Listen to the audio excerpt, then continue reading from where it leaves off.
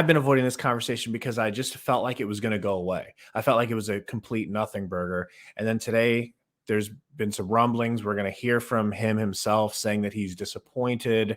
Um, I haven't even asked you because I wanted to save it for the stream. How do you feel about this overall? I know you hate Robert Sarver, but what are your instincts about what's going to happen? I think it's easy for people to forget like the situation that Ayton was in the beginning of the year because some people have short memories. But we made a video. Will Ayton ever dunk again? I think that was at the beginning of last year, right? I mean, the run, and people were wondering what was going on with him because all of his offensive averages were going down and he had some issues, and he's had issues of up and down play. So he had one of the best postseasons for a big man, but I don't know. We talked about James Jones. It was before this last offseason. There was rumors that maybe he was thinking about trading Ayton, and for some reason, I don't know. I've always gotten this feeling about James Jones that Ayton isn't his guy. You ain't that guy. I have that feeling. That's a whole nother angle. So you're kind of taking a little bit of blame off of Sarver and saying maybe this is a James Jones issue. Well, I'll always give blame to Sarver, because the dude's a bag. You know what kind of bag he is. He's one of the worst owners in sports, and just because you can kind of lose sight of that, he's one of the cheapest dudes out there. I heard rumors that he was going with off-brand Dr. Pepper to save like a penny or something like that.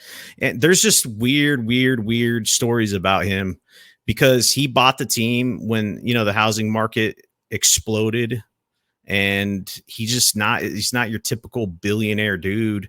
Majority of the NBA hates him, He's not looked good upon. Yeah, I describe him as somebody who's just rich enough to have an NBA team and nothing else, like dirty socks, doesn't have enough gas for his tank, empty refrigerator because he spent it all on the Suns and he doesn't have anything left. He doesn't have anything to give anyone. But for the people that don't have a history with this man, because I've been with the team since forever, right? Since I was born, basically. He wouldn't pay Joe Johnson an extra. I think it was like $5 million was the difference. I'm probably wrong, but Joe Johnson was up for contract. It's a similar situation like this. And he just paid Steve Nash all that money in the offseason. And Joe Johnson's looking like this stud, So contract talks come up like this. And guess what? He's like, there's a difference between $5 million, literally. And he puts it on the shelf. He's like, nah, we're not going to get it done. We'll see how you play this season. And guess what happens? Joe Johnson gets disgruntled and he gets a max from Atlanta in a sign and trade, and we get Jack and shit together, And arguably that I met you around that time. And I remember you were heated, and I didn't have any ties to Joe Johnson emotionally, so I didn't care. But yes, my first time getting bit in the ass by Robert Sarver's cheapness was Amari, and that caught me off guard. I was not ready for that. And if you remember, all he asked for was $100 million. That's a lot, and he was healthy. Okay, I mean, yes, he had his microfracture knee surgery, but he had been playing at prime level. Rashard Lewis, do you remember him from? I do. Orlando. Had a fluke season shooting the three. They gave him like 100-something mil, and Amari goes, "Yo, I want $100. I've earned it." And Robert Sarver says, "Yeah. How about 97?" And Amari's like, "Seriously, you're not going to give me 100? 97."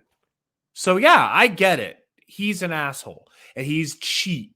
So my initial emotions on this was just like, well, yeah, of course, he's got 2 years to make this happen, Salty. This doesn't have to technically be done for 2 seasons. So, of course, the cheapest owner alive is going to at least attempt to save a penny if he can save a penny. You're a cheapskate. How do you not have his back on this? I am a cheapskate, but I don't own an NBA team. So the story you were telling about Amari sums up Robert Sarver in a nutshell. And I heard he was talking to Amari, and he was basically saying you're replaceable in essence to him. And I remember watching a video of Steve Nash playing outside. I think it was in California with Hakeem Warwick and Josh Childress on the court. And it just rips your heart out, you know? I'm not saying they would have won a championship, but these are two examples of what happens when you screw around when you're supposed to get stuff done. Now, I will talk about how I think this is kind of a smart move if this is James Jones, which I do think it is, because James Jones, all reports say that he has full control over everything he does, right? I haven't heard any meddling from Sarver. Have you? None, man. Yeah, so let me just put it this way. We can hear what Deandre has to say, because essentially he is up for an extension. And I was asking people, well, you have examples of people that it was midnight and they got the deals done for people like Doncic, Trey Young, and I think SGA. And then it was reported that Michael Porter Jr. got a max, and I think that's what caused all these issues, because if that dude with a messed up back and bad defense and only shoots threes really can get a max, then what do you think Ayton's camp is going to say? And one further, we just swept them largely due to Ayton. So, it's crazy to me that it is that with DA, he's earned it. Let's just get that out of the way, bro. DA earned the bag. Whatever the bag has to be, he earned it. Mikal, not so much. Some people, our beloved Suns geek even, I've heard him say, as of right now, he just feels like just give Mikal whatever he wants. Give Ayton what he wants and give Mikal. I don't mean to misquote him if I am. Correct me if I'm wrong in the comments. But you and I think, are of the same mind that DA has earned it, Mikal has not. So I kind of will deviate off of this situation, and it kind of links back to what I was saying. Did DA earn it straight off of a run in the playoffs? Because that's essentially what people are saying. He gets a max deal based off of his performance in the playoff, because before that, like I said, it was up and down, up and down, up and down. Like if we didn't have the playoffs to go off of, would you be giving Ayton a max contract? No. Okay, so I am one of the people that's saying he earned it in the playoffs. Okay, so there's a lot of things that go into this. Is he one of the top 5 centers in the league? Yes, he is. In my opinion, you max Ayton, you get it done. And then with Mikal, you kind of do the wait and see situation. Okay. Yeah. Because Mikal has not earned, because I don't know what Geek said. I didn't hear that, or anybody else, but I don't think Mikal has shown out enough to say, hey, this is what we want to pay you. I don't even know if I could put a number out there for him. 100 million. They're talking 100 million for him. Because the thing is going to be when you're playing with monopoly money, essentially, is what we are as, fantasy GMs is what we're doing. Number one, there's a thing called the salary cap. You don't have limitless funds to just throw out max contracts to everybody. And guess who's going to be coming up for a contract? Your boy, Cam Johnson. Okay. Right. And if you spend all your money and it's all gone, then how are you going to pay Cam Johnson? How are you going to pay other people? And it's like, you got to forecast this out. And if that's what James Jones is doing, that's what he's doing. But he has not every team has 2 star players that are very important to their team to deal with at the very same time. That's what happens when you draft 2 star player, high in the draft. Ayton went 1, and then Mikal went 10 or something like that. Maybe somewhere. It doesn't matter. Yeah. It doesn't matter. So anyway, we want to. Do you want to talk about what Ayton said, his quotes and stuff like that, or how do you want to? Yeah, read us what Ayton said, because this is what kind of made it feel like maybe we should talk about this and get this out of the way. So he was at practice and they're talking to him and stuff. And they're asking him about the contract talks. And he basically came out and said, I love Phoenix, but I'm really disappointed. We haven't really gotten a deal done.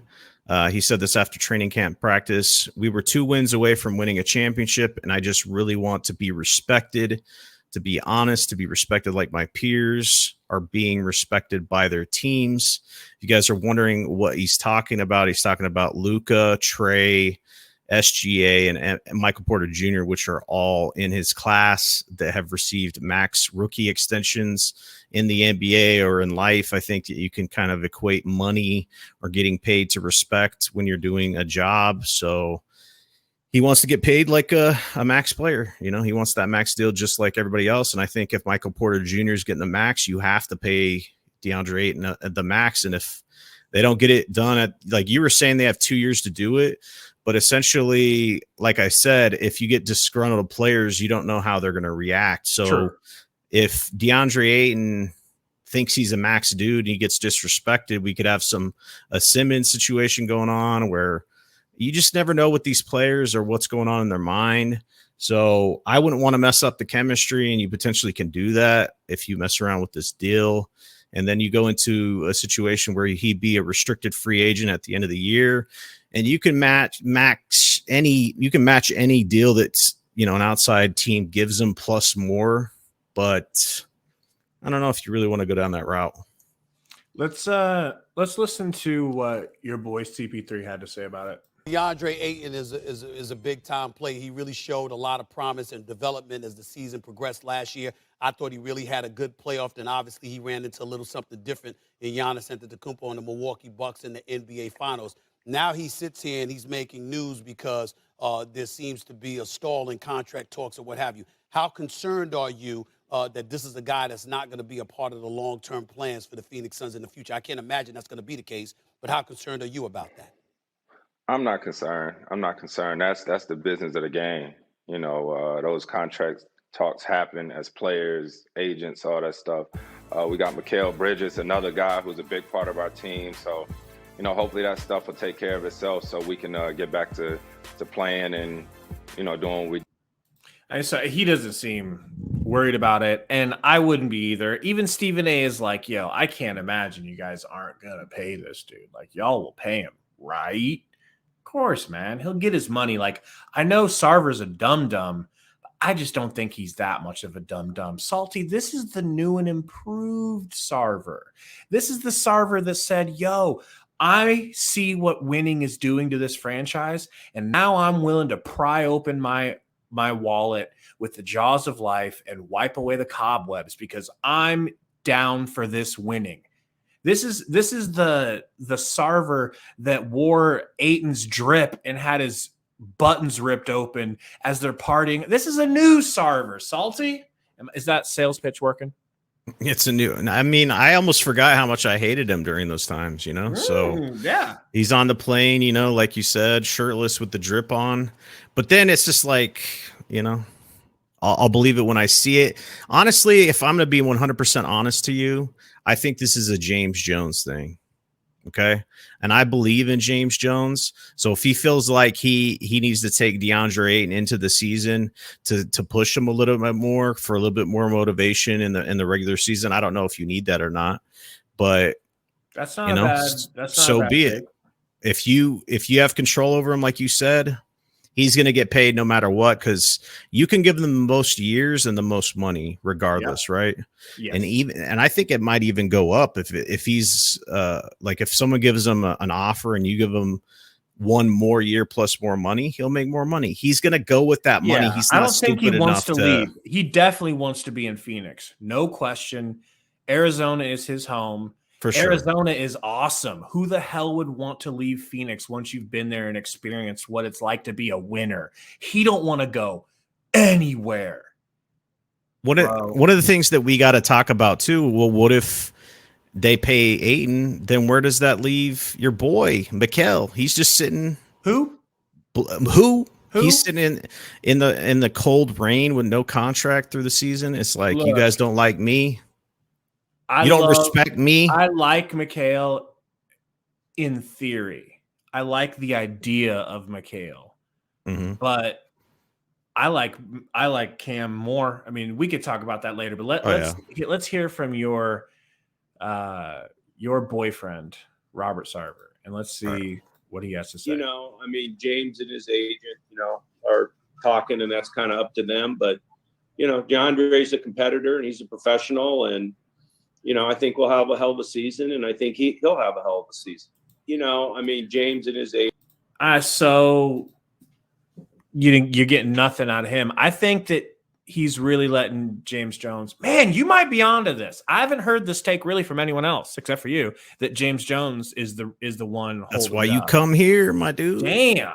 Maybe I'll sub. Maybe I will. Maybe Suns Valley a sub. But yeah, like with his video, I mean, he's gonna have a good season. His agent's a good agent. It's like, what else do you get from that? Nothing.